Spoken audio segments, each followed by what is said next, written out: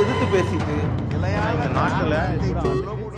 நேர்பட பேசலாம். சிறிய இடைவெளிக்கு பிறகு மீண்டும் வரவேற்கிறேன். இரண்டாவது அமர்விற்கான விவாத பொருள் வருத்தம் தெரிவித்த சத்யராஜ், கர்நாடகத்தில் வலுக்கும் போராட்டம், திரைப்பட கலையும் தீராத அரசியலும். பாகுபலி படத்தினுடைய இரண்டாம் பாகம் வெளியாக இருக்கக்கூடிய நிலையில் 9 ஆண்டுகளுக்கு முன்பு காவிரி பிரச்சனை தொடர்பாக திரைத்துறையினர் நடத்திய போராட்டத்தில் கலந்து கொண்டு பேசிய சத்யராஜினுடைய கருத்துக்கள் மனதை புண்படுத்தக்கூடியதாக இருக்கிறது என்று சொல்லி கர்நாடகத்தில் போராட்டம் தொடங்கி இருக்கிறது. பாகுபலி படத்தினுடைய இரண்டாம் பாகத்தை வெளியிடுவதற்கு அங்கே சில அமைப்புகள் தொடர்ச்சியாக முட்டுக்கட்டை போட்டுக் கொண்டிருக்கிறார்கள், பிரச்சனை செய்து கொண்டிருக்கிறார்கள். இந்த தளத்தில் இன்று பேசிய திரு சத்யராஜ் அவர்கள், நான் தனிப்பட்ட முறையில் என்னுடைய கருத்துக்கள் கர்நாடக மக்களின் மனதை புண்படுத்துவதாக இருக்குமே என்று சொல்லியிருந்தால் அதற்காக 9 ஆண்டுகளுக்கு பிறகு வருத்தம் தெரிவித்துக் கொள்கிறேன். ஆனால் அதே சமயம் நான் நடிகனா தமிழனா என்று சொன்னால் ஒரு மானமுள்ள பகுத்தறிவுள்ள ஒரு தமிழனாக இருக்க விரும்புகிறேன். என்னுடைய கருத்துக்கள் இவ்வாறு தான் இருக்கும். இதனால் ஏதேனும் தயாரிப்பாளர்களுக்கு பிரச்சனை ஏற்படும் என்று அவர்கள் கருதினால் என்னை வச்சு படம் பண்ணாதீங்க அப்படின்னு தெளிவாக சொல்லியிருக்கிறார். இந்த தளத்திலிருந்தே விவாதிக்க இருக்கின்றோம். நடிகர்கள் இது மாதிரியான அரசியல் சார்ந்த தளங்களில் அவருடைய கருத்துக்களை தெரிவிக்கின்ற பொழுது அது தயாரிப்பாளர்களை பாதிக்கக்கூடியதாக அமைந்து விடுகிறதா? தயாரிப்பாளர்கள், இன்ன பிற தொழில்நுட்ப கலைஞர்கள் அத்தனை பேருடைய கருத்துக்களையும் அறிந்து அல்லது அவருடைய வாழ்வாதாரத்தோடு சேர்ந்து சிந்திப்பதற்கு நடிகர்கள் மறந்து விடுகிறார்களா? பயணிக்கலாம். அரங்கில் நம்மோடு இணைகிறார்கள் தமிழக வாழ்வுரிமை கட்சியின் சார்பில் முன்னாள் சட்டப்பேரவை உறுப்பினர் திரு வேல்முருகன் அவர்கள். வணக்கம் சொல்லி வரவேற்கிறேன். தயாரிப்பாளர் திரு கே ராஜன் அவர்கள் நம்மோடு இணைகிறார். வணக்கம் சொல்லி வரவேற்கிறேன். இந்த அமர்விலும் நம்மோடு நீடிக்கிறார் நடிகர் திரு ரஞ்சித் அவர்கள். கடந்த அமர்வில் அவர் அஇஅதிமுக புரட்சித்தலை அம்மானின் சார்பில் பேசினார். இந்த அமர்வில் அவர் திரைப்படத்துறையின் சார்பில் நம்மோடு இணைகிறார் திரு மயில்சாமி அவர்கள், நடிகர். அவருக்கும் என்னுடைய வணக்கம் சொல்லி வரவேற்கிறேன். திரு பெருமாள் மணிகண்டன் மதுரை அரங்கிலிருந்து நம்மோடு இணைகிறார். பெருமாள் மணி, உங்களுக்கும் என்னுடைய வணக்கம், வரவேற்கிறேன். நிகழ்ச்சிக்குள் பயணிக்கலாம். திரு ராஜன், உங்களிடமிருந்தே தொடங்கலாம் அப்படின்னு நினைக்கிறேன். ஏன்னா நான் அந்த தொடக்கத்தை அப்படிதான் சொன்னேன். இது நடிகர்கள் இந்த மாதிரியாக பேசுவதால் தயாரிப்பாளர்கள் பாதிக்கப்படுகிறார்கள் அப்படிங்கிற ஒரு வாதம் வைக்கப்படுகிறது. உங்களுடைய பார்வை? நடிகர்கள் என்ன பேசிட்டாங்க? சத்யராஜ் என்ன பேசிட்டார்? எதுக்காக பேசினார்? அவர் வீட்டுக்கு பேசினாரா, இல்ல திரைப்படத்தை பத்தி தாக்கி பேசினாரா, ப்ரொடியூசரை கேவலமா பேசினாரா? நமக்கு சேர வேண்டிய தண்ணீரை காவிரியிலிருந்து கர்நாடகம் விடல. இங்க தஞ்சையில பயிர் வளர்ப்பவன் உயிர் விட்டு கொண்டிருக்கிறான்.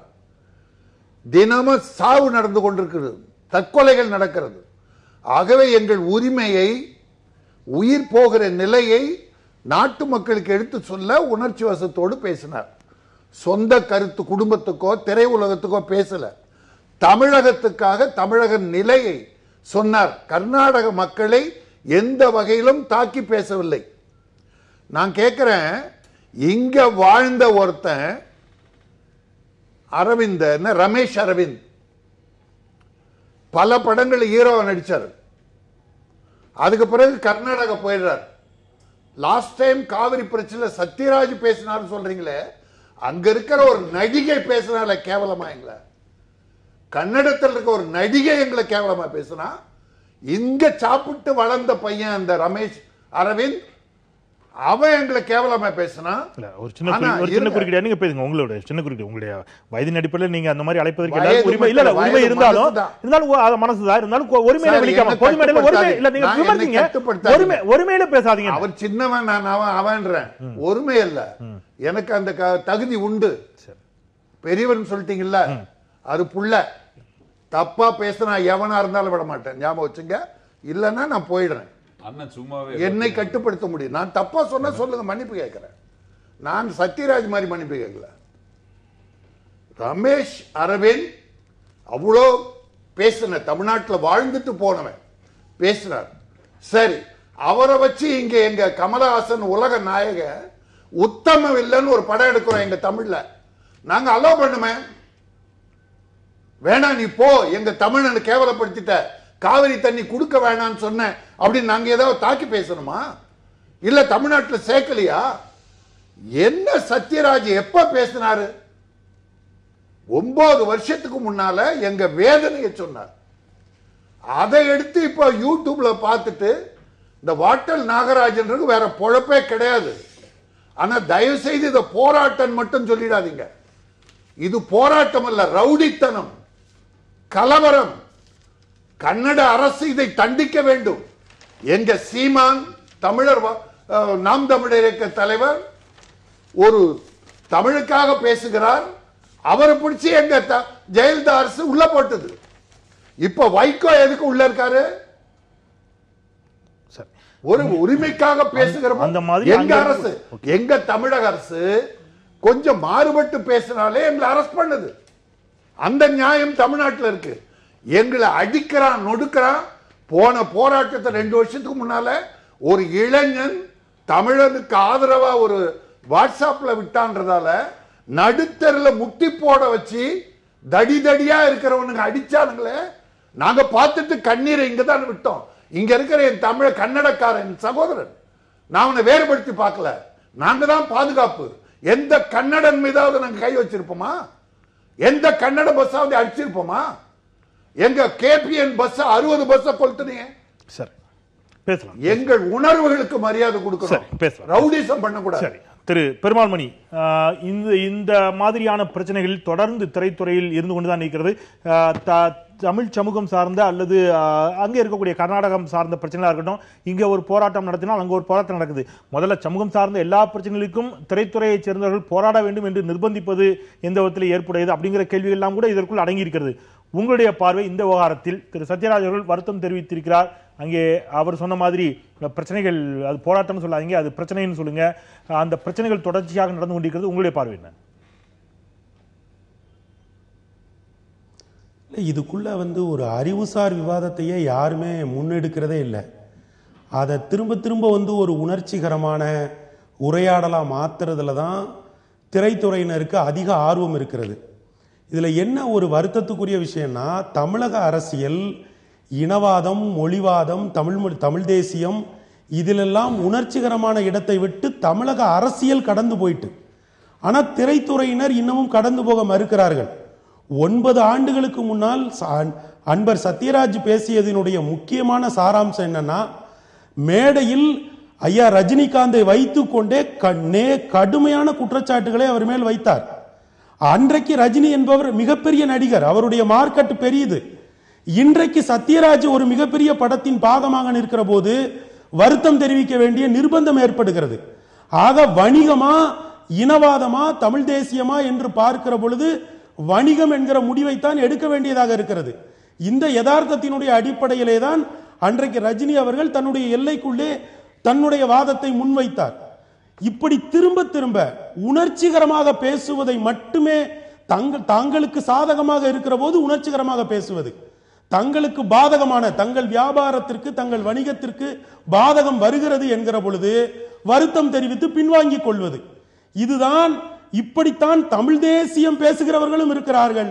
திரைத்துறைக்குள் தமிழ் தேசியம் பேசுகிறவர்களும் திரைத்துறைக்குள் இனவாதம் பேசுகிறவர்களும் எல்லோரும் இப்படித்தான் இருக்கிறார்கள். இது அவர்கள் மீது இருக்கிற, அவர்கள் பேசுகிறார்களே என்பதற்காக இந்த பிரச்சனைகளின் மீது விழுகிற ஒரு வெளிச்சத்தை அவர்கள் மிக தவறாக பயன்படுத்துகிறார்கள். தொடர்ந்து நீங்கள் என்னிடம் ஒரு விதமாக சொல்லுங்கள், இந்த தமிழ் தேசியம் குறித்தோ இனவாதம் குறித்தோ ஏதாவது ஒரு திரைப்படம் சரியாக எடுக்கப்பட்டு இருக்கிறதா? அல்லது ஏதாவது ஒரு நடிகர் அறிவுசார் விவாதத்தை முன்வைக்கிறாரா? இந்த ஆக நடிகர்கள் திரும்ப திரும்ப அதனுடைய உணர்ச்சிகரமான பகுதிகளை தங்களுக்கு சாதகமாக திரு மணி அவருடைய கருத்து தொடர்பாக திரு மயில்சாமி உங்களுடைய பார்வை? அவர் என்ன கருத்து சொன்னது எனக்கு அது சரியா புரியல. அதாவது என்னை பொறுத்தவரை அது தமிழ்நாடாகட்டும் கர்நாடகாகட்டும் இந்த மக்களாகட்டும் அந்த மக்களாகட்டும் பிரச்சனையை முடிக்கத்தான் பார்க்கணுமே தவிர சந்தர்ப்பம் வரும்போதெல்லாம் வளர்க்குறதாங்கன்னாவே அது ஒரு பிஸ்னஸ், அது ஒரு அரசியல், அப்படி தான் பார்க்கணும். உதாரணத்துக்கு இதுவரைக்கும் தமிழ்நாட்டில் எனக்கு தெரிஞ்சு கர்நாடகத்தில் பிரச்சனை நடக்கும்போது முதல் பிரச்சனை அவங்க தான் உண்டாக்குவாங்க, நம்ம தான் ரெண்டாவது உருவாக்குவோம். அது கூட அவங்க ஒரு ஹையஸ்ட் லெவலில் போகும்போது நம்ம ஒரு கண்டனம் தெரிவிக்கிற மாதிரி தான் இருக்கும். உதாரணத்துக்கு இப்போ இப்போ நடக்கிற அது போராட்டம் சொல்ல முடியாது, இப்போ நடக்கிற ஒரு பிஸ்னஸ், அது பிஸ்னஸாக நான் சொல்லுவேன். இந்த வாட்டல் நாகராஜ் அங்கே பண்ணுற போராட்டம் அங்கே உள்ள கர்நாடகா மக்களுக்கு கூட பிடிக்காது. ஏன்னா அங்கே எல்லாருமே வந்து போராட்டத்தை இறங்கிட மாட்டாங்க. அந்த கர்நாடகாவில் எத்தனை பேர் இருக்காங்க? இந்தி இருக்கிறாங்க, தெலுங்கு இருக்காங்க, மலையாளத்தில் எத்தனையோ பேர் இருக்காங்க. இந்த 9 ஆண்டுகளுக்கு முன்னால் எத்தனையோ சத்யராஜ் படம் ரிலீஸ் ஆயிருக்கு. தெலுங்கு படம் 2 படம் சூப்பர் ஹிட், அதுவும் ரிலீஸ் ஆயிருக்கு. பாகுபலி ஃபர்ஸ்ட் ஹாப் ரிலீஸ் ஆயிருக்கு. ஏன் இந்த செகண்ட் ஹாப்புக்கு மட்டும் போராட்டம் என்றால், இது இந்தியாவில் திரும்பி பார்க்குற அளவுக்கு மிகப்பெரிய பிஸ்னஸ். இந்த பிஸ்னஸில் ஒரு குரல் கொடுத்தா ஒரு தொகையை பார்த்துடலாம். பணத்துக்காக தான் செய்றாங்க. நிச்சயம் அவரை பொறுத்தவரை நான் தனிப்பட்ட முறையில் யாரையும் பேசவில்லை. கர்நாடகா மக்கள் தங்கமானவர்கள், எனக்கு நன்றாக தெரியும். அந்த குரூப் போராட்டம் பண்றது அந்த கர்நாடகா மக்களுக்கு பிடிக்காது. ஏன்னா ஒரு அரசியல் நீங்க குரல் கொடுக்கும்போது நாங்க குரல் கொடுக்கலாம். நீங்க அங்க தண்ணி விடக்கூடாதுன்றீங்க, நாங்க இங்க விடுங்கன்றோம். இதே மக்கள் அங்க இருந்தாலும் விட வேண்டாம்பாங்க, அவங்க இங்க இருந்தா விடுங்க. இவ்வளவுதான் வித்தியாசம். நம்ம மாத்திக்கிட்டோம். அதுலதான் ஒரு அறிவுசார் விவாதத்தை கட்டமைக்க தயங்கிக்கிறோம் அப்படின்னு இப்ப அவரு. நீங்க அங்க இருந்தா விடுங்கிறது, விடாதீங்கிறது, அல்லது இங்க இருந்தா விடுங்கன்னு சொல்றது. நீங்க இந்த மாதிரியான பிரச்சனைகளை இலக்கியத்தின் மூலமாக, உங்களுடைய படைப்புகளின் மூலமாக எவ்வளவு தெளிவா மக்கள்கிட்ட கொண்டு போய் சேர்த்துக்கிறீங்க. அந்த மாதிரியான செயல்பாடுகளை செய்யாமல் மேடைகளில் உணர்ச்சி வயப்பட்டு பேசுவது, அதன் பிறகு வணிக ரீதியாக வணிகம் பாதிக்கப்படும் என்று வருகின்ற பொழுது அதற்காக வருத்தம் தெரிவிப்பது அப்படிங்கிறது சிக்கல்ங்கிறார். எல்லாருமே பேச போறாங்க, எல்லாருமே பேசுவாங்க. இப்போ உதாரணத்துக்கு பன்னீர்செல்வம் ஆந்திராவில் போய் நம்ம சந்திரபாபு நாயுடு வாட்டர் தண்ணி கேட்டார். என்ன சொன்னார்? அண்ணா கொஞ்சம் தண்ணி கொடுங்கண்ணான்னு கேட்டேன். அது என்ன அதுக்கு என்ன சொல்கிறீங்க? அதுக்கு அது என்ன வீரவசனமா? அவர் அன்பா கேட்டதா தண்ணி விட்டாங்களா இல்லையா? யாரும் ஒருத்தர் வந்து வீரவசனமாக பேசுறதுக்காக எல்லாருமே அந்த கருத்தில் வந்துட முடியாது. இப்போ நான் கூட தான் வீரமாக பேசுவேன், அது என்னுடைய கருத்து. என்னுடைய கருத்து என்னன்னா, அந்த கர்நாடகா மக்களும் இந்த தமிழ் மக்களும் அண்ணன் தம்பி மாதிரி. சில பேர் சில இடத்தில் இங்கேயும் இருக்கிறார்கள், அங்கேயும் இருக்கிறார்கள். புரியுதா? அதில் நீங்க ஒரு சின்ன உதாரணம் நான் கேட்கிறேனே, ஒரு கர்நாடகாவில் ஒரு தமிழ் பிரச்சனை வந்துச்சுன்னா அங்கு உள்ள முதலமைச்சரோ, அங்க உள்ள மந்திரிகளோ, அங்க உள்ள சராசரி மக்களோ குரல் கொடுப்பதில்லை. ஒன்லி எனக்கு தெரிஞ்சு ஒரு 20 வருஷமா வாட்டல் நாகராஜங்கிறவர் மட்டும்தான் குரல் கொடுக்கிறார். அவர் தான் தலைமை தாங்கிறார். காரணம் என்ன? அவரை முன்னிறுத்தி கொள்கிறார். ஏன் அப்போ வாட்டல் நாகராஜ் மற்றவங்க ஊர்ல இல்லவே இல்லையா? சார் ஓகே, நான் இந்த திரு வேல்முருகன் அடிப்படையில் இந்த மாதிரியாக உணர்வு வயப்பட்டு பேசுவது, நீங்கள் இதில் இருக்கக்கூடிய வணிக நோக்கத்தை மறந்து விடுகிறார்கள் அப்படிங்கிற ஒரு வாதத்தை வச்சார். அன்றைக்கு ரஜினிகாந்த் மீது நேரடியாக விமர்சனம் வைக்கப்பட்டது பல இடங்களில் மிக கடுமையாக. திரு சத்யராஜ் அவர்களே அந்த மாதிரியான வாதங்கள் வைத்தார். அது அவருடைய கர்நாடகத்தோடு தொடர்படுத்தி கூட அந்த மாதிரியான வாதங்கள்லாம் வைக்கப்பட்டது. அன்றைக்கு அவர் அமைதியாக இருந்தார் அப்படிங்கிறதெல்லாம் இந்த மாதிரி சிக்கல் வருங்கிறத உணர்ந்து தான் அவர் அமைதியாக இருந்தார். வணிகம் பாதிக்கப்பட்டு விடக்கூடாது. ஏன்னா ஒருத்தருடைய தொழில் இல்லை, அதுக்குள்ள ஒரு பெரிய குடும்பம் இருக்குது, ஏராளமான பல்லாயிரக்கணக்கான பேருடைய தொழில் இருக்குது. இந்த மாதிரியான நேரத்தில் அறிவுசார் தளத்தில் விவாதிக்காமல், அதை பயன்படுத்தாமல் வெறும் இனவாதமாக அதை அணுகுவது சரியான்னு கேட்கிறாரு. இல்லை, அதாவது ஏற்கனவே முன்னால் பேசியவர்கள் குறிப்பிட்டாங்க, இது கடந்த 2008 பேசியது. அந்த பேச்சு அன்றைக்கு தொலைக்காட்சிகளில், ஊடகங்களில், கன்னட பத்திரிகைகளில், தமிழ்நாட்டு பத்திரிகைகளில், எல்லா பத்திரிகைகளிலும் மிகப்பெரிய அளவில் பேசப்பட்டன, மிகப்பெரிய அளவில் எழுதப்பட்டன. ஆனால் அன்றைக்கெல்லாம் அது வந்து சிறு அளவில் ஒரு எதிர்ப்பை பதிவு செய்துவிட்டு அது முடிந்து போச்சு. ஆனால் இன்றைக்கு இதை திட்டமிட்டு கர்நாடகத்தை ஆண்டு கொண்டிருக்கிற அரசாங்கம் அல்லது அரசியல் கட்சிகள் அல்லது இந்திய நாட்டை ஆண்டு கொண்டிருக்கிற ஒரு அரசியல் பின்புலம் அப்படிலாம் எதுவுமே இல்லைங்கிறாரு. இல்ல நீங்க அதுதான் சொல்றேன். அவங்க திரைத்துறை சார்ந்து பார்ப்பாங்க, நான் அரசியல் துறையை சார்ந்தவன். என்னுடைய பார்வை என்பது அரசியல் துறை சார்ந்து இருக்கும். காரணம், இன்னைக்கு கிட்டத்தட்ட 40 நாட்களாக தமிழ்நாட்டுடைய விவசாயி பெருமக்கள் இன்றைக்கு அம்மனமாகவும் குட்டிக்கரணம் அடித்தும் போராட்டத்தை நடத்தி ஒட்டுமொத்த இந்திய அரசுடைய கவனத்தை ஈர்ப்பதற்கான எல்லா விதமான முயற்சிகளையும் மேற்கொண்டு பாரத பிரதமர் அவர்கள் சினிமா நடிகர்களை, இயக்குநர்களை அனைத்தும் சந்திக்கின்றவர், விவசாயிகளை சந்திக்கவில்லை.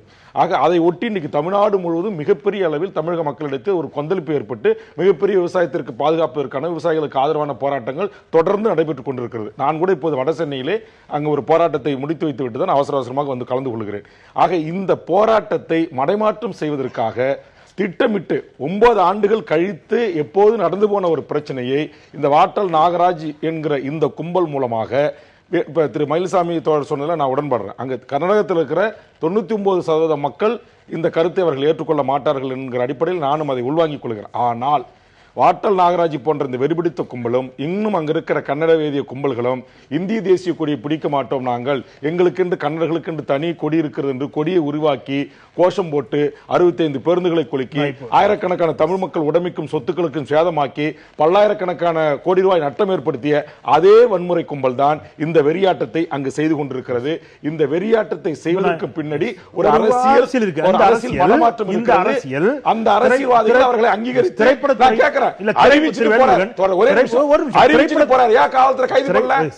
ஒரு அலுவலகத்துக்கு போறேன்னா அடுத்த நிமிஷம் ஜேசி கமிஷனர் வந்து ரெக்வெஸ்ட் பண்றாங்க, இல்ல வண்டி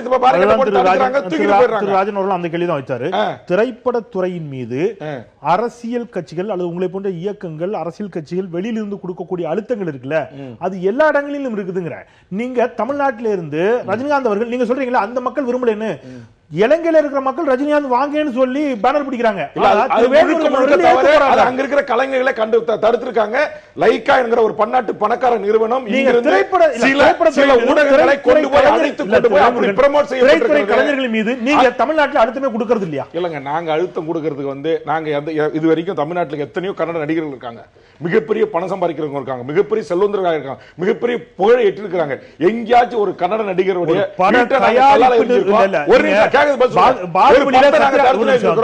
யாராச்சும் கொடும்பாவை செருப்பு கொண்டு அடிச்சிருக்கோம், அந்த நாட்டுடைய முதலமைச்சருடைய கொடும்பாவை கொடுத்திருக்கிறோம், செருப்பால் அடிச்சு அசிங்கப்படுத்திருக்குமா? எங்களுடைய இயக்கம் என்பது ஜனநாயக ரீதியாக அரசாங்கத்தின் கவனத்தை ஈர்ப்பதற்கு, அவருடைய கவனத்தை ஈர்ப்பதற்கு நடத்தப்பட்ட போராட்டங்கள். எங்க போராட்டங்கள், எங்க போராட்டத்தை அவர் சொன்ன மாதிரி ஒரு ரவுடி பையனோட ஒரு கேடி ஒப்பிடாது. நான் கேக்குறது பாகுபலியில நான் உங்க ஒரு குறிப்பிட்ட போராட்டம் சொல்றேன். நான் கேக்குறது தமிழ்நாட்டில் அப்படி நடக்குதா இல்லையா? பாகுபலியில சத்யராஜ் நடிச்சிருக்காரு, அதனால அந்த 2ஆம் பாகத்தை வெளியிடுவதற்கு அங்க ஒரு குரூப், ஒரு சின்ன குழு தான், அது புரியுது, எல்லாருக்கும் ஏற்றுக்கொள்ளக்கூடிய கருத்து. பிரச்சனை பண்றாங்க, அந்த குழுவை அரசு அனுமதிக்குது அப்படின்னு சொன்னா நீங்க ஒரே ஒரு தயாரிப்பு நிறுவனத்திற்கான எதிர்ப்பிற்காக ஒரு படத்தை நிறுத்தி போராடினீங்க. அந்த கத்திப்பட திரைத்துறையில அரசியல் ஆதிக்கம் அல்லது அரசியல் அழுத்தம்ங்கிறது தமிழ்நாட்டில் இருக்குதுல, இனம் சார்ந்து மொழி சார்ந்து. அது வந்து கொடும்பாய் குளத்துல எந்த யாருடைய பொருள் நாங்க அடிச்சு நொறுக்கல, யாருடைய காரை அடிச்சு நொறுக்கல, கொடும்பாவையும் செருப்பு மாலை போட்டு ஊர்வலம் போடல. இங்க என்ன நடந்துச்சுமே இந்த கன்னட வேதி கிளிப்பிங் எடுத்து பாருங்க. போன முறை ஜெயலலிதா படத்தை எப்படி கொளுத்துறாங்க, செருப்பால் அடிச்சாங்க, நாட்டுடைய அரசியல் கட்சி தலைவர்கள் எவ்வளவு கேவலப்படுத்துறாங்க, வாயில சிறுநீர் மூஞ்சாங்க படத்தை வச்சு. அது மாதிரி தமிழ்நாட்டில் நாங்க செஞ்சோமா? நாங்கள் சொன்னது திரு சூப்பர் ஸ்டார் ரஜினிகாந்த் அவர்களுக்கு காதோடு காது வைத்தது மாதிரி இந்த பிரச்சனையை அங்க இருக்கிற தமிழ் மக்கள் விரும்பவில்லை. இந்த நேரத்தை நீங்கள் தவிர்த்து பிறகு ஒரு காலம் செல்லலாம் என்கிற ஒரு வேண்டுகோளை முன்வைத்தோம். நான் எந்த ஊடகத்திலும் வேண்டுகோள் வைக்கல, பத்திரிகையாளர் சந்திப்பு நடத்தி நான் வேண்டுகோள் வைக்கல. திரு ரஜினிகாந்த் அவர்கள் ஏற்றுக்கொண்டார்கள். ஆனா லைக்கா நிறுவனம் என்கிற விஷயம் என்பது நீங்க அதோட இதோட முடிச்சு போறாங்க. நான் முடிச்சேன். ஒரு புரட்சி தமிழன் திரு சத்யராஜ் அவர்கள் திரைத்துறையிலே ஒரு வித்தியாசமானவர். அதை வைத்து அறுவடை செய்யாமல், அதை வைத்து லாபம் ஈட்டிக் கொள்ளாமல், இந்த தமிழ் மொழிக்காக, இனத்திற்காக, மண்ணுக்காக, மக்களுக்காக ஆடம்பரம் இல்லாமல், ஆரவாரம் இல்லாமல் இன்றைக்கும் மாவீரன் முத்துக்குமாரோட நினைவேந்தல் நிகழ்ச்சியில் ஒவ்வொரு ஆண்டும் தவறாமல் கலந்து கொள்கிற ஒரு அப்பழுக்கற்ற ஒரு தமிழ் உணர்வாளர்.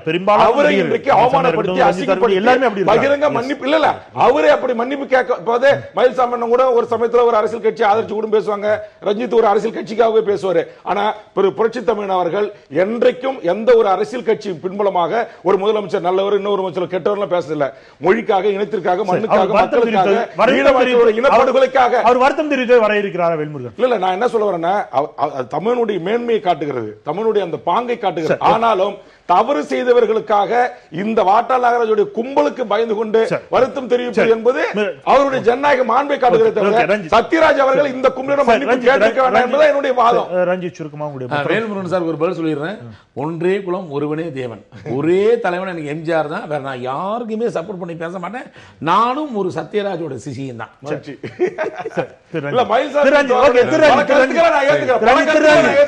அதாவது பல விவாத மேடைகளில் பல அரசியல் கட்சிகளை சார்ந்து இந்த மாதிரி பல சண்டைகள், பல வாதங்கள் இருக்கு. பட் இன்னைக்கு ஒரு முக்கியமான ஒரு விஷயம் என்னன்னா, இங்க தமிழுக்காக ஒரே கருத்தை வலியுறுத்தி எல்லாரும் இருக்கிறது வந்து எனக்கு ரொம்ப அவ்வளோ ஒரு சந்தோஷம் கூட.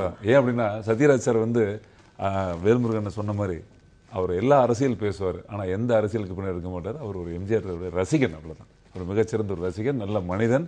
அவர் இன்னைக்கு சொன்ன ஒரு விஷயம் பாருங்க, நான் நடிகனாக இருப்பதை விட தமிழனாக இருப்பதிலே எனக்கு மிகச்சிறந்த மகிழ்ச்சின்னு சொன்ன அந்த வார்த்தை வந்து என்ன அப்படின்னா, இப்போ அதே போராட்டத்தில் நாங்கள் இனவாதமானு கேட்கிறாரு பெருமாள் மணி சார். அவரு எப்படின்னா, இப்ப என்ன ஒரு விஷயம் புரிஞ்சுக்கணும், தமிழன்னு சொல்றதுக்கு இனவாதமா? இப்ப நம்ம ஊர்ல யாரு நான் இப்ப அதாவது அதான் சொல்லி இப்ப என்னன்னா, நான் என் ஊர்ல என்னை பற்றி பேசுவதற்கே எனக்கு அடையாளம் இல்லையா, எனக்கு அங்கீகாரமே இல்லையா? இது ஒரு இனவாதம்னு சொன்ன பிறகு என்னதான் முடியும்? அப்புறம் இதுதான் முடியும். இப்ப நான் ஒண்ணு கேக்குறேன், தண்ணியில நான் மட்டும் ஒன்னா சேருங்க கேட்க வேண்டிய நிலைமை வருது இல்ல, பிசினஸ்க்காக அது இல்ல ஒரு சார் ஒரு வணிகம் பாதிக்கப்பட கூடாது சார் ஒரு விஷயம் இன்னைக்கு வருத்தம் அவர் மன்னிப்பு அவர் கிளியரா சொல்லிருக்காரு. என்பதற்காக நான் நடிகனா தமிழனா நான் தமிழன் என்பதை நான் உறுதிப்படுத்துறேன். உனக்கு பாதிப்பு வரும், படம் எடுக்க முடியாது, உனக்கு நட்டம் வரும் என்று சொன்னால் தயவு செய்து என்னை விட்டு விடுங்கள் என்று சொல்லுகிறார். அதே நேரத்தில் ஒரே நிமிஷம், அதாவது ஒரு சத்யராஜ் அவர்கள் 9 வருஷத்துக்கு முன்னால பேசின விஷயத்தை அவங்க சொல்லிட்டாங்கிறதுக்காக அதை மனசுல உள்வாங்கி அதை நான் வருத்தம் தெரிவிக்கிறேன்னு சொல்றது பெரிய விஷயம். அதே நேரத்தில் அதை அந்த கன்னடகாரத்துல யாரு போராடுறாங்களோ அவங்க அதை பெருந்தன்மையா ஏத்து இதை சொல்லிட்டாருப்பா படம் ரிலீஸ் பண்ணு எல்லாரும் பார்க்கணும்னு சொல்றது அது கன்னடகாரர்களுக்கு அன்போட வேண்டுகோள். ஏன்னா அந்த கன்னடகாரன் என்னுடைய உடற்பிராத சகோதரன் இல்ல என்னோட சொல்லுங்க இல்ல, அதாவது எனக்கு சார் சொல்லி முடிச்சிடுறேன். என்னன்னா நான் என்னோட கேள்வியை நான் தெளிவுபடுத்திடுறேன். ஒரு நிமிஷம் நான் உங்களுக்கு சொல்லுங்க மணி, சுருக்கமா சொல்லுங்க. நான் சொல்லுங்க. இல்ல, நீங்க இன்றைக்கு சத்யராஜ் தன்னுடைய படத்தினுடைய வணிகம் பாதிக்கிறது. இன்றைக்குதான் சத்யராஜினுடைய படம் கன்னடாவில் வெளியாகிறது, வணிகம் பாதிக்கப்படுகிற இடத்தில் இருக்கிறார். ரஜினி அந்த இடத்தில் 9 ஆண்டுகளுக்கு முன்னாலேயே இருந்தார். ரஜினி இப்படி ஒரு பேச்சை பேசவில்லை என்றால் நீங்கள் ரஜினியை தூற்றுகிறீர்கள், ரஜினியை கன்னடன் என்று பேசுகிறீர்கள். ஆனால் இன்றைக்கு சத்யராஜ் வருத்தம் தெரிவித்தால் மானத்தமிழன், வீரத்தமிழன், புரட்சி தமிழன் என்று ஏற்றுக்கொள்கிறீர்கள். ஏன்? ஒரே வணிகம் பாதிக்கப்படுகிறது என்கிற ஒற்றை நோக்கத்திற்காகத்தான் ரஜினி அப்படி பேசுவதில்லை. இன்றைக்கு சத்யராஜ் வருத்தம் தெரிவிக்கிறார். இன்றைக்கு சத்யராஜை வரவேற்கிற நீங்கள் ரஜினியை தொடர்ந்து திட்டிக் கொண்டே இருப்பது ஏன்? தமிழ் தேசியத்தின் பெயரால் தானே ரஜினியை நீங்க இலங்கைக்கு போகலாம்னு சொன்னீங்க. இது போன்ற உண்மைகளை உங்களுக்கு யாரும் திட்டலை. அவர் பொதுவான ஒரு மனிதர். அவரை கன்னடக்காரர் என்பதை விட நாங்கள் தமிழாக ஏற்றுக்கொண்டோம். எங்கள் எம்ஜிஆரை எப்படி ஏற்றுக்கொண்டோம், ரஜினியை நாங்கள் ஏற்றுக்கொண்டோம். நீங்க சிந்து முடிகிற மாதிரி தயவுசெய்து பேசாதீங்க. நாங்கள் சத்யராஜ் அவருக்காக மன்னிப்பு கேட்கல. தயவுசெய்து சகோதரரே, படம் எடுத்தது தெலுங்கர், அந்த படம் கர்நாடகத்தில் வாங்கியது கன்னடக்காரர்கள், விநியோகஸ்தரும் திரையரங்குக்காரும் கன்னடக்காரர்கள். இவர் ஒரு சிறு பகுதியை நடித்தவர், சம்பளம் வாங்கி கொண்டு ஒதுக்கினார். இவருக்கு அதுக்கு சம்பந்தமே இல்லை. ஆனால் அந்த கன்னடக்காரர் கோடான கோடி பணம் பாழாகிவிடக் கூடாது, இந்த கன்னடத்தில் இருக்கிற திரையரங்குகள் பாழ்படக்கூடாது, அந்த விநியோக செத்து போகக்கூடாது என்பதற்காக தன் மானத்தையும் விடுத்து, தமிழன் என்ற மரியாதையை விடுத்து வருத்தம் தெரிவிக்கிறேன் அந்த பெருந்தன்மையை பாராட்டு. ரஜினி யாரும் திட்டவே இல்லை. நம்ம ஒரு பிரேக் போய்ட்டோம். சரி, சிறிய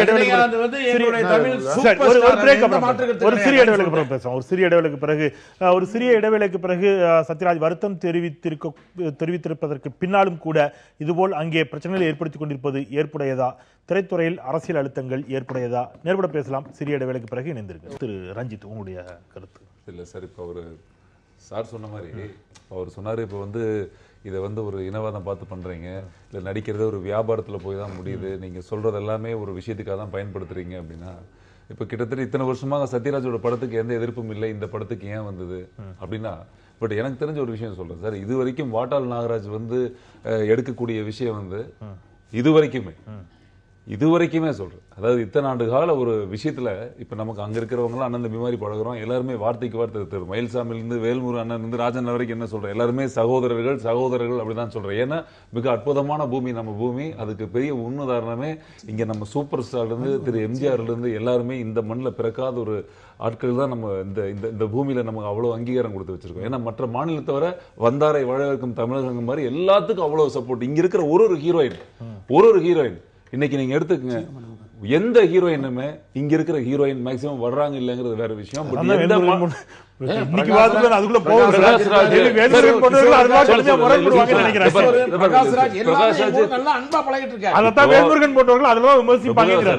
நீங்க திரு ரஞ்சித் நீங்க ஒரு புள்ளியில் நிக்கிறீங்க இல்லையா? இப்ப நீங்க 3 பேரும் 3 புள்ளிகள். எஸ், நீங்க ஒரு புள்ளியில நிக்கிறீங்க. வேல்முருகன் அதுல இன்னொரு புள்ளியில மாறுபடுறாரு. அதுலதான் திரு பெருமாள் மணி இன்னொரு புள்ளியை வைக்கிறாரு. நீங்க சொல்ற கருத்தை முற்றிலும் ஏற்றுக்கொண்டு எஸ் இவங்க எல்லாம் வந்தாங்க, இவங்க எல்லாம் அங்க ஆளுமையா இருந்தாங்க, இவங்க எல்லாம் தலைவர்களா இருந்தாங்கிறது நீங்க பெருமையா பாக்குறீங்க. அதுதான் தமிழ் சமூகத்துக்கு பெரிய இது பின்னடைவு. இன்னும் அவருடைய மொழியில சொன்னா அவர் வேற வேற மாதிரி கான்ட்ரோவர்சியா பேசுறாரு. ஆக்சுவலி ஒரு விஷயம் சொல்றேன், நம்ம மக்கள் கிட்ட இருக்கிற அந்த மனப்பான்மை இருக்கு இல்லைங்களா? இப்ப நான் வந்து வேற கேரளால போய் நடிச்சிருக்கேன், ஃபார் எக்ஸாம்பிள் கன்னட பிலிம்ஸ் நடிச்சிருக்கேன், அடிக்கடி போறேன். அங்க வந்து ஒரு படங்கள் ரிலீஸ் பண்றதுக்கு கூட என்ன சொல்லிட்டாங்கன்னா, மொழி மாற்றம் பண்ண தமிழ்ல ஒரு மொழி மாற்றம் பண்ண படங்களோ மற்ற படங்களோ அங்க ஸ்ட்ரைட்டா ரிலீஸ் ஆகக்கூடாது, எங்களுடைய படங்கள் தான் ரிலீஸ் ஆகுன்ற அளவுக்கு அவங்க ஒரு ஒற்றுமை வச்சிருக்காங்க. பெருந்தன்மை இருக்குதுங்கிறீங்க சார். நம்ம ஊர்ல என்ன சொல்றோம்னா, கலையை ரசிக்கிறோம், அவன் இவனுடைய பாயிண்ட் ஆஃப் திங்கிங் வேற. ஆனா சொல்லுங்க. இல்ல, எனக்கு வந்து ரஞ்சித் சொல்றதுல நான் ஒரு கருத்தை ஏற்றுக்கிறேன். வந்தவர்களை எல்லாம் நாம் வாழ வைக்கலாம், அதுல எந்த மாற்று கிடையாது. என்னன்னா, வந்தவர்கள் எல்லாம் நம்ம ஆள வைத்தோம். அதனுடைய விளைவு தமிழன் கடந்த 70 ஆண்டு கால இந்த வரலாறு, அந்த அரசியல் அதிகாரத்தை கைப்பற்றி சுதந்திர இந்தியாவுக்கு பிறகு தமிழர் நிலத்தை ஆள்வதும் இல்லை, தமிழ் சமூகத்திற்கான வாழ்வுரிமையை பாதுகாப்பதற்கும் இன்றைக்கு அவன் போராடுறான் அப்படின்னா அதுவே இனவாதமாக பேசப்படுது. தமிழன் தன்னுடைய உரிமைக்காக வீதிக்கு வந்து விழித்திருந்து போராட வந்தாலே ஓஹோ தமிழர்கள் எல்லாம் ரோட்டுக்கு வராங்க போராடுறாங்க அப்படின்றாங்க. அது தவறு. இன்னைக்கு கேரளாவில் என்ன போட்டான், மலையாள மொழி கட்டாயம்னு சொல்லிட்டான், ஆந்திராவில் கட்டாயம்னு அறிவிச்சிட்டாங்க, கர்நாடகத்தில் அறிவிச்சிட்டாங்க. ஆனால் தமிழ்நாட்டில் நீங்கள் அறிவிக்க முடியல. இன்னைக்கு ஒன்றும் இல்லை, உருது தாய்மொழி தமிழில் தேர்வு எழுதுங்கன்னா நம்முடைய தமிழ் முஸ்லீம்களே நம்முடைய சகோதரர்களே என்ன சொல்கிறான், இல்லை இல்லை என் தாய்மொழி உருதுல நீங்கள் கொஸ்டின் கொடுத்தா தான் நான் எழுதுவேன்னு சொல்லிட்டு வேலூரில் பூர்வீக மண்ணின் மைந்தர்கள் தமிழ் பிள்ளைகள் ஆயிரக்கணக்கான பிள்ளைகளை ஊர்வலம் அனுப்பிச்சிட்டு நம்ம வேடிக்கை பார்க்குற மக்களாக இருக்கிறோம். இன்னைக்கு தமிழ்நாட்டில் நான் கேட்குறேன், இங்கேருந்து நம்ம டெல்லிக்கு போகிறோம் ஓட்டுநராக, அங்கே இந்தியில் தான் இருக்குது, நம்ம தாய்மொழி தமிழ் தான் தெரியும், ஹிந்தி படிக்க தெரியாது. அதனால எனக்கு நான் மகாராஷ்டிரா உத்தரப்பிரதேசம் போகணும், இதில் ஹிந்தியில் இருக்கு, தமிழ் எனக்கு எழுதி வைங்க கேட்டால் அந்த அரசு ஏற்றுமா? ஆனால் இங்கே என்ன கேட்காம இந்த அரசுக்கே தெரியாம இன்னைக்கு எல்லா இந்தி எழுத்துக்களையும் அழிச்சிட்டு இன்னைக்கு தமிழ் இன்னைக்கு அழிக்கப்பட்டு இந்தி திணிக்கப்படுது. நான் என்ன சொல்ல வரேன்னா, ரஞ்சித் அவர்கள் ஒண்ணுல உடன்படுறேன், வந்தவர்கள் எல்லா மக்களும், நீங்க ரஜினிகாந்தோ பிரகாஷ் ராஜோ முரளியோ யாரு வேணுமாலும் வந்துங்க வாருங்க இருங்க, ஆனா நாங்க எல்லாரும் தீர்மானிக்கணும், தமிழ் எங்ககிட்ட மன்னிப்பு கேட்கணும், தமிழ் நாங்க சொல்றதுதான் கேட்கணும், தமிழ் காலம் முள்ள எங்களுக்கு கட் அவுட் வைக்கணும், பாலாபிஷேகம் செய்யணும், காலில் விழணும், மண்சோர் சாப்பிடணும், முதல் காட்சிக்காக நாங்க போய் அங்க கற்பூரம் ஆராய்ச்சி எடுக்கணும்னு மட்டும் நினைக்காதீங்க. இனி அந்த தமிழர்கள் இருக்க மாட்டார்கள். தன் சத்யராஜ் மேலும் நாளைக்கு மயில்சாமி பேசுவார்கள், பேசுவார்கள். இந்த விழிப்புணர்வும் இந்த தமிழ் சமூகத்தினுடைய ஒரு விழிப்புணர்வும் தமிழ் சமூகத்தினுடைய உரிமையை நான் வரவேற்கிறேன். விழிப்புணர்வு பெறணும். வேல்முருகன் அவங்களுக்கு கட் அவுட் வைக்க கூடாது, இத தமிழன் தான் தம்பி பண்றான். அதுதான் சொல்ல வரேன். நீங்க அவனை நம்ம திருத்துவோம், எங்க திருந்த போறோம், அவனதான் திருத்தணும். நம்ம ஆளுதான் தப்பு பண்றான். அவர்களுக்கு இருக்கிற உணர்வு நம்ம ஆளுக்கு இருக்கா? ஏன் ஓட்டுக்கு காசு வாங்கிட்டா எப்படி? அதுதான் எல்லாத்துக்குமே காசு வாங்குறேன். ஏன் தயாரிப்பாளர் சங்கத்துக்கு காசு வாங்குறான்? எங்கள் பெருந்தன்மையை ஒன்ன வச்சு புரிஞ்சுங்க. இப்ப தயாரிப்பாளர் சங்க தேர்தல் நடந்தது. இந்த தேர்தலில் எங்க மெம்பர் பணம் வாங்கினானோ கோல்டு காயின் வாங்கினானோ, அது அடுத்த வார்த்தை தப்பா வருது, வேணாம் நிறுத்திக்கிறேன். எங்க தலைவர் யார் தெரியுமா? இப்போ விஷால். யார் அவரு? சொல்ல மாட்டேன், என் சகோதரன். துணைத் தலைவர் யார் தெரியுமா? கௌதம மேனன். யாருன்னு சொல்ல மாட்டேன், எங்கள் சகோதரன். பிரகாஷ் ராஜ் துணைத் தலைவர் யார் தெரியுமா? அவர் சொல்ல மாட்டேன், சகோதரர். இவ்வளவு பெருந்தன்மையா எல்லாத்தையும் நாங்க ஏத்துக்கிட்டு எங்கள் பதவி முதல் கொண்டு உன்னை கொண்டாந்து உட்கார வைக்கிறோம். என் தமிழ்னா அங்க செருப்பால் அடிக்கிற நீங்க கொடும்பாவி கொளுத்துறீங்களா? அது உண்மையான என்ன தவிர தம்பி இந்திய திரையுலகம்னா இதுதான். எல்லாமே கலந்து என்ன அழகா இல்ல இல்ல ஒரு நிமிஷம் எல்லாம் கலந்துக்கிறீங்க. ராஜன் சொன்னாங்கல, ஒரே ஒரு வழி எனக்கு கொடும்பா வெறிச்சு செருப்பால் அடிச்சு மன்னிப்பு கேட்க சொல்லி இவ்வளவு அராஜகம் பண்ணிட்டு இருக்காங்க. ஆனா இங்க இருந்து ஒரு பிரகாஷ் ராஜோ, ஒரு ரஜினிகாந்தோ, ஒரு முரளி மகனோ, இல்ல வேற கன்னடத்துல இருந்து இங்க வந்து தயாரிப்பாளர் இதுதான்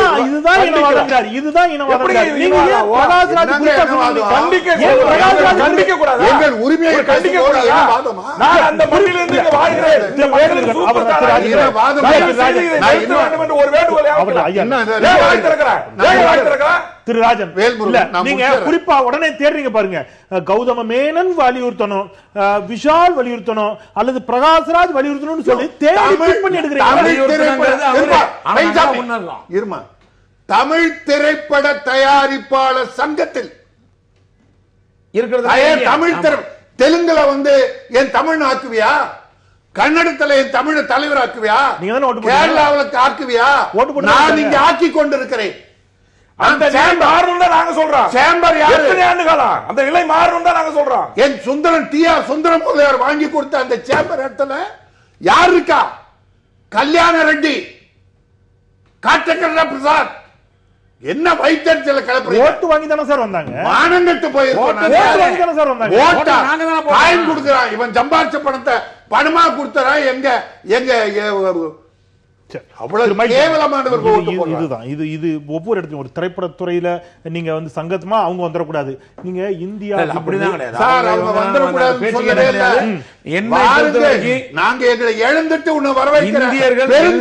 இருக்கு எல்லாம் ஒரே இடத்துல இருக்க வேணும். யாரு எங்க வேணாலும் போலாம், யாரு எங்க வேணா வரலாங்கிறது என்னோட கலாச்சாரம். இதுல குறிப்பா என்னன்னா, நான் மார்த்தட்டிப்பேன். ஒரு தமிழங்கிறத மார்த்தட்டிக்கலாம்.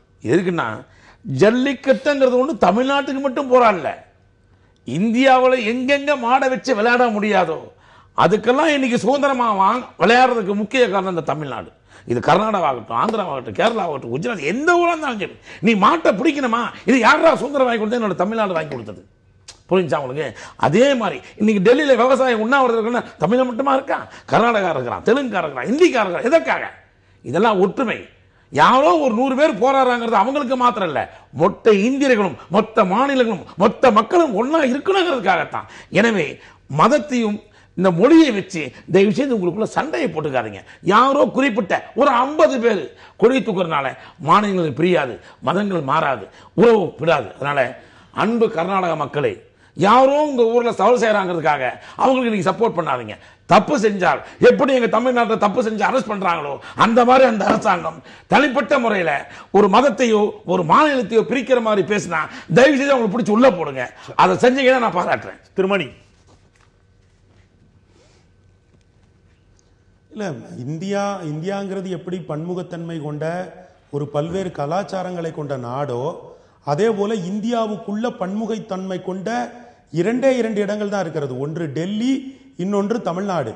தமிழ்நாடு தன்னளவில் ஒரு திராவிட இனவாதம் பேசி ஒரு பெரிய ப்ராகிரசிவ் ஸ்டேட்டாக இன்றைக்கு வளர்ந்து விட்டது. அதனுடைய இறையாண்மை என்பது சென்னையிலே இருந்தாலுமே கூட இங்கே வரக்கூடிய பல்வேறு மொழி பேசுகிற மக்களுக்கும் இங்கே அரசியல் அதிகாரம் வழங்கப்படுகிறது. பல்வேறு மொழி பேசுகிற மக்களுக்கும் இங்கே சினிமாவில் வாய்ப்பு வழங்கப்படுகிறது. ஒன்றை மறந்துவிடக்கூடாது, இந்த ப்ராகிரசிவ் ஸ்டேட்டா இருக்கிறதுனால தான் இன்றைக்கு ஆந்திராலேயோ கர்நாடகாலேயோ போய் பார்த்தீங்கன்னா வாரிசுகள் தான் சினிமால கோல வச்சுறாங்க. ஆனா தமிழ்நாட்டில் அப்படி இல்லை. ஒரு எளியவன் கூட ஒரு சினிமா கனவோடு சென்னையை நோக்கி கிளம்பி வர முடியும். ஆக இங்க வாதங்களை முன்னெடுக்கிறவர்கள் எல்லாம் தமிழகம் என்பது ஒரு தேசிய தன்மையோடு ஒரு ப்ராகிரசிவ் ஸ்டேட்டாக போகிறதை இவர்கள் குறுக்குகிறார்கள். அது தமிழர்களுக்கான ஒரு நிலம், தமிழ் பெருநிலம் என்பது அது தமிழ்நாடு என்கிற சொல்லை வைத்தாலும் அதற்குள் இருக்கிற பன்முகத்தன்மையை நீங்கள் வளர்த்தெடுக்கிற போதுதான் அது நிஜமான ஒரு தேசியமாக வளர்த்தெடுக்கப்படுகிறது. ஆனால் நீங்கள் திரும்ப திரும்ப அதை குறுக்குகிற பொழுது அது வளர்ச்சிக்கு எதிரான வாதம் தானே தவிர வேறொன்றுமே இல்லை. என்ன வளர்ச்சிக்கு நான் கேட்கிறேன், இன்னைக்கு சிறுபான்மை மொழி பேசக்கூடிய கேரளா, கர்நாடகா, ஆந்திரத்திலிருந்து இந்த மண்ணில் பிழைக்க வந்தவர்கள் இந்த மண்ணில் மிகப்பெரிய அளவில் கோல வச்சுக்கிறார்கள். மிகப்பெரிய தொழில் நிறுவனம், மிகப்பெரிய மல்டி காம்ப்ளெக்ஸ், மிகப்பெரிய அரங்குகள் எல்லாம்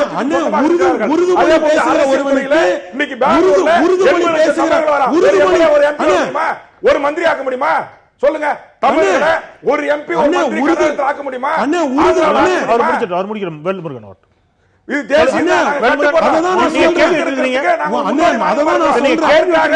எங்களுடைய வீட்டையும் பறித்துக் கொண்டு எங்களை பிச்சைக்காரர்களை அனாதைகளாக பிச்சையோடு எடுக்க வைக்கிறீங்க. இன்னைக்கு டெல்லி வரைக்கும் நாங்க பிச்சை எடுத்து நீங்க கேள்வி எடுத்தீங்க, பதில் சொல்லட்டும்.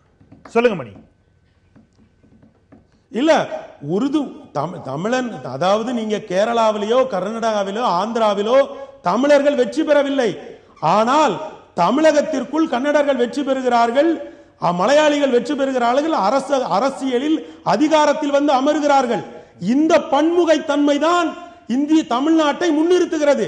நீங்க உருது பேசுகிற ஒரு வினாத்தாளுடைய குரலுக்கும் உங்கள் குரலுக்கும் என்ன வேறுபாடு? என்னது ஏங்க அவங்க வளர்த்து விட்டுட்டு நாங்க சாகிறோம், இது ஐக்கியமா? எங்களை சாகடிச்சிட்டு எங்க முதுமலை ஏறது அழிக்குமா? நாங்க எல்லாரையும் வரவேற்கிறோங்க.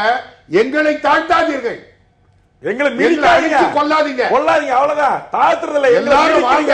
எங்க மேல இருச்சு, எங்க சுடுகாட்டுல, எங்க மண்மேடு மேலதான் நீங்க வாழ்ந்துட்டு இருக்கீங்க. நான் கேக்குறேன், இன்னைக்கு தமிழ்நாட்டில் இருக்கிற 90% எங்களுடைய காணி, எங்களுடைய விவசாய நிலங்கள் பறிபோய் இருக்குது. நீங்க அதுக்கு ஒரு புள்ளி வர தமிழுடைய பூர்வீகம் இன்னைக்கு எத்தனை கிட்ட இருக்க? திருமணி அவங்க ஒரு இடத்துல நிக்கிறாங்க, எல்லோரும் வாருங்கள், இங்க நடிங்க, திரைப்படம் எடுங்க, சம்பாதிங்க, நாங்க எல்லாம் ஏற்றுக்கொள்கிறோம் திரு ராஜன் அவர்கள் சொல்கிறார். ஆனால் தலைமை பதவிகளில் ஒரு சங்கமா, ஒரு யூனியனா, அரசா, எம்எல்ஏவா, மந்திரியா, இந்த மாதிரி எல்லா இடங்களிலும் நீங்கள் எங்களை ஆட்சி செய்கிறீர்கள். நாங்கள் அதையும் ஏற்றுக்கொண்டுதான் இருக்கிறோம். ஆனால் எங்களே அதுபோல் மற்ற மாநிலங்களில் நீங்க யாரெல்லாம் இங்க இருக்கிறீங்களோ உங்க சொந்த மாநிலங்களில் கூட ஏற்க தயங்குகிறார்கள், அடிக்கிறார்கள். அவ்வாறு அடிக்கின்ற பொழுது, ஏற்க தயங்குகின்ற பொழுது இங்கே பதவிகளில் இருக்கக்கூடியவர்கள் அது சார்ந்து பேச மறுக்கிறார்கள், தயங்குகிறார்கள் அப்படிங்கிறாங்க. செந்தில் சார், ஐயப்பன் கோயில்ல சாமி கும்பிட போனா சாந்த வேலை கொதிக்கிற வெண்ணெய் ஊத்து கொன்னாங்களா? ஒன்றை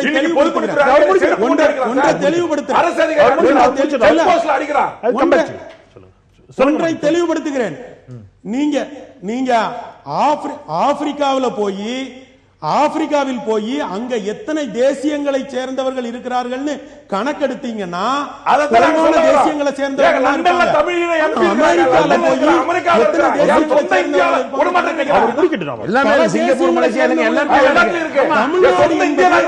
மாநிலம் என்பதை தாண்டி ஒரு தேசியமாக வளர்ச்சி பெறுகிறது, ஒரு தேசமாக வளர்ச்சி பெறுகிறது.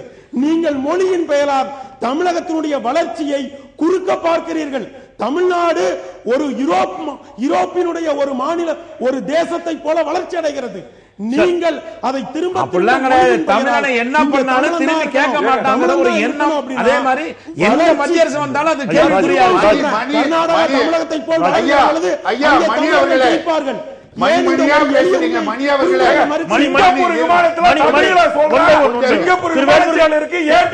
சொந்த மண்ணில் தமிழ் இல்லங்க. இன்னைக்கு இந்தியன் பேங்க்ல எடுத்துனா, கனரா பேங்க்ல எடுத்துனா, தமிழ். இன்னைக்கு லண்டன்ல எனக்கு அனுமதி இருக்கு, சிங்கப்பூர்ல இருக்கு, மலேசியால இருக்கு, அமெரிக்கால எந்த மண்ணில் வேணா ஒரு தமிழ் எம்பி ஆகலாம். இன்னைக்கு சொந்த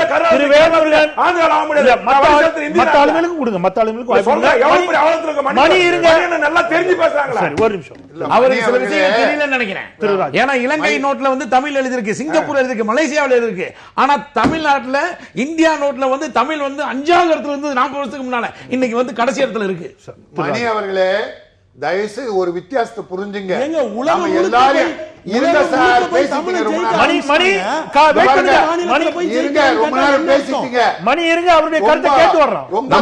ரொம்ப இன்னும் இறக்காதீங்க.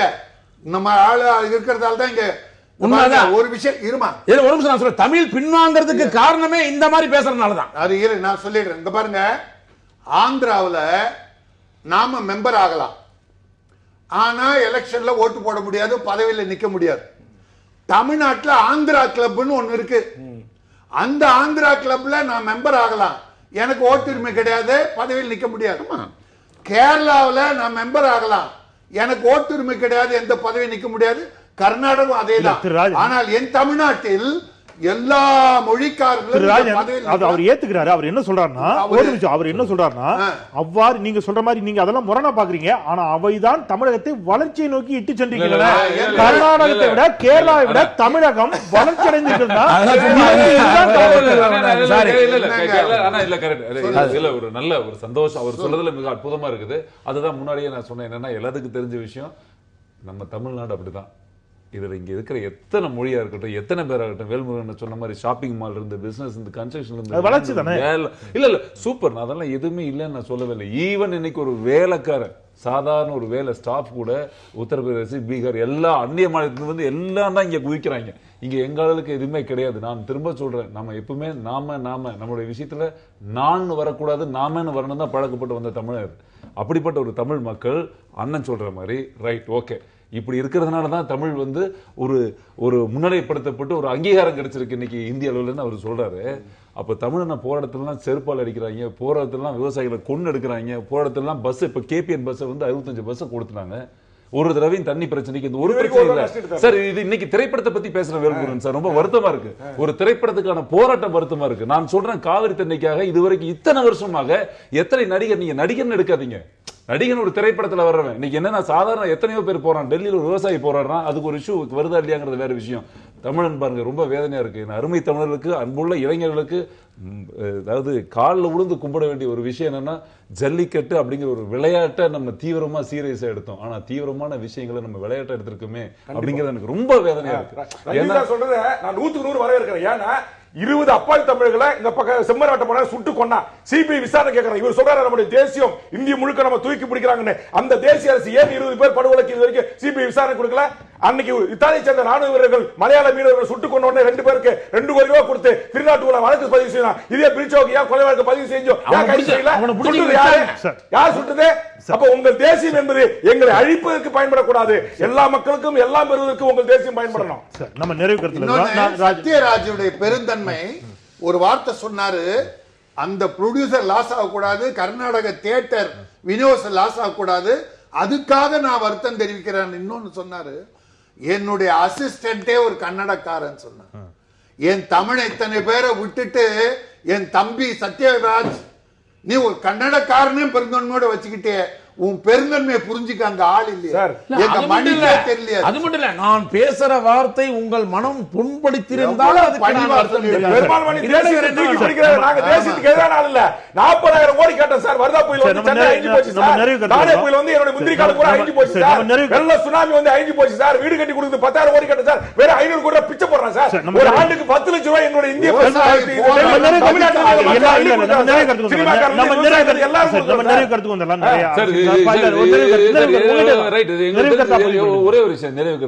ஒரே விஷயம் சொல்லி முடிச்சிடுறேன். இது இந்த மாதிரி வழக்கமான நடக்கிற ஒரு விஷயம். இந்த மாதிரி ஒரு விஷயத்துல தயவு செய்து தமிழர்களோ கர்நாடகர்களோ தவறாக இந்த விஷயத்தை எடுத்துட்டு மேலும் சண்டை வளர்ந்து, ஏன்னா இது முழுக்க முழுக்க இது ஒரு படத்தோட விநியோக உரிமை. நல்லா இருக்கு. இப்ப கர்நாடகா தமிழ் நல்லா இருக்கு, ஒத்துமையா இருக்கும், சகோதரர்களா இருக்கும். அது இந்த பிரச்சனை வச்சு பெருசாக நிறைவு கருத்தா முருகச்சுருக்கமாக இந்த மாதிரியான பிரச்சனைகள் நீடிக்காம இருக்கிறதுக்கான தீர்வா நீங்க முன்வைக்கிறது சுருக்கமா? அதாவது சார், அங்க தண்ணி, அதாவது டெல்லி வந்து தண்ணி உடுன்னு சொல்லிச்சுன்னு வச்சுக்கங்களேன், அங்க விட மாட்டேன்னு போராடுங்க. அது உங்க இருக்குது. உடுங்கன்னு போராடுறது எங்களுக்கு, அவ்வளவுதான். இதோட முடிச்சுக்கலாமே தவிர படம் ரிலீஸ் பண்ணக்கூடாது, அங்க உள்ளவங்க இங்க வரக்கூடாது, இங்க உள்ளவங்க அதெல்லாம் வேண்டாம். நான் அங்க போக வேண்டும், சென்னாகுதியா அப்படின்னு கேட்கணும், அவங்க இங்க வர வேணும், நல்லா இருக்கிறியாப்பா அப்படின்னு கேட்டாதான் இது உறவு. ஆனா இந்த மாதிரி எண்ணத்தில தான் அங்க கர்நாடகாவில் 190% தமிழ்நாட்டில் 190 அப்படிதான் இருக்கிறது.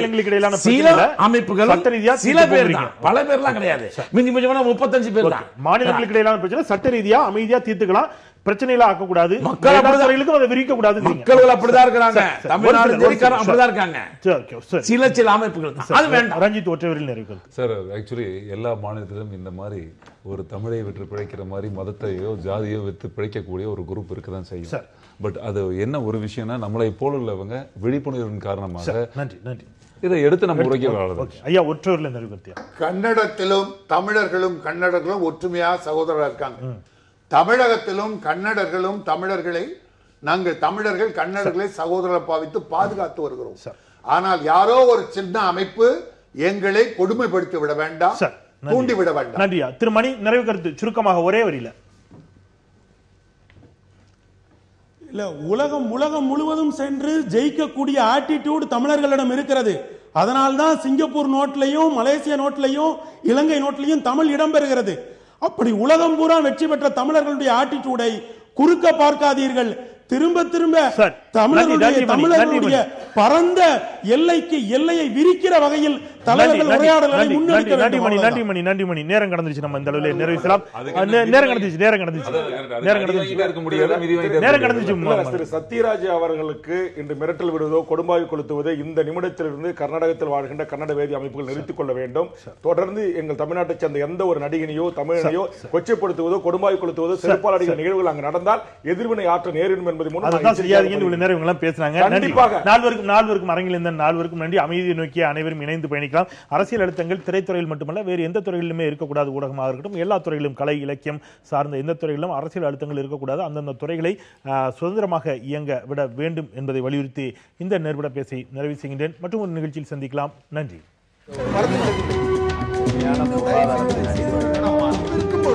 எதிர்த்து பேசிட்டு வழியை தவிர